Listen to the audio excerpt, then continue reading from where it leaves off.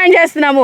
గతంలో నాన్నగారు ముస్తఫా గారు ఎక్స్ఎమ్మెల్యేగా ఉన్నప్పుడు 5 ఎకరాలు ఇక్కడ కౌలు వాళ్ళు కూడా ఉన్నారు. వాళ్ళని అడగడం జరిగింది, అయ్యా మీకు మా నాన్నగారు హయాంలో కౌలు పెంచారా అని అంటే అవునమ్మా పెంచారు, 3,000 నుంచి 7,000 వరకు ఇస్తున్నాము 7,000 వరకు ఇస్తున్నామని చెప్పారు ఒక్కొక్క ఎకరానికి.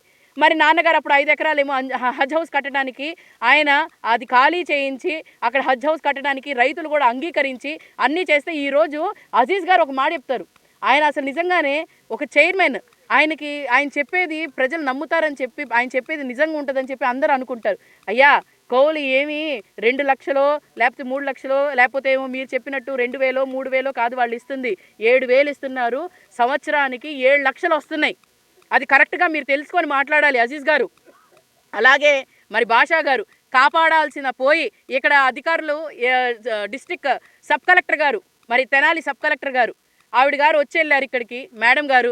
మరి ఎక్కడైనా రాజకీయ నాయకులు అబద్ధాలు చెప్తారని చెప్పి వింటూ ఉంటాం, అబద్ధాలు చెప్తారు, మాట మీద నుంచోరు అని చెప్పి ఈ కూటమి ప్రభుత్వం చూస్తుంటేనే అర్థమవుతుంది.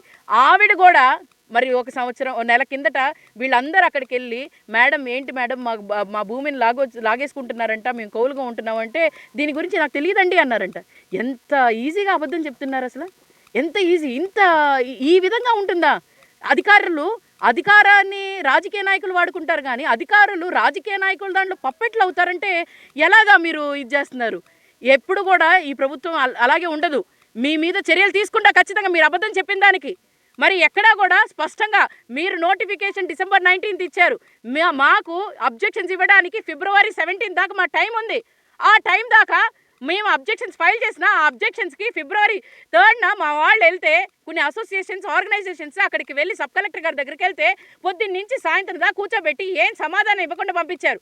అంటే ఇదేనా మీ ప్రభుత్వం నడుపుతుంది? ఇలాగేనా ప్రభుత్వం నడిపేది?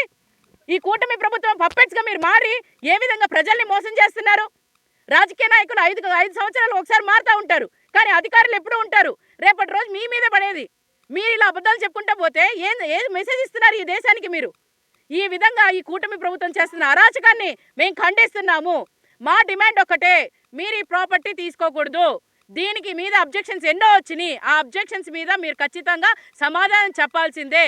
లాంగ్ లీజ్ పీపీపీ మోడ్, నేను ఒకటి అడుగుతానండి, పీపీపీ మోడ్ అంటున్నారు, పీపీపీ మోడ్ దేనికి ఇస్తారు?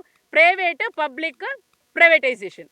మరి ఇక్కడేమో గవర్నమెంట్కి ఏం సంబంధం? ఇది ప్రైవేట్ ల్యాండ్, ఇది అంజుమన్ ఇస్లామియాకి సంబంధించిన ల్యాండ్. దీనికి మీ గవర్నమెంట్కి ఏం సంబంధం? వక్ ఏం సంబంధం? Waqf is only for the monitoration of this Anjuman. They have no authority on the Anjuman. Then why ఈ గవర్నమెంట్కి ఏంటి అంత చిత్తశుద్ధి ఈ ప్రాపర్టీని లాగేసుకోవాలని చెప్పి?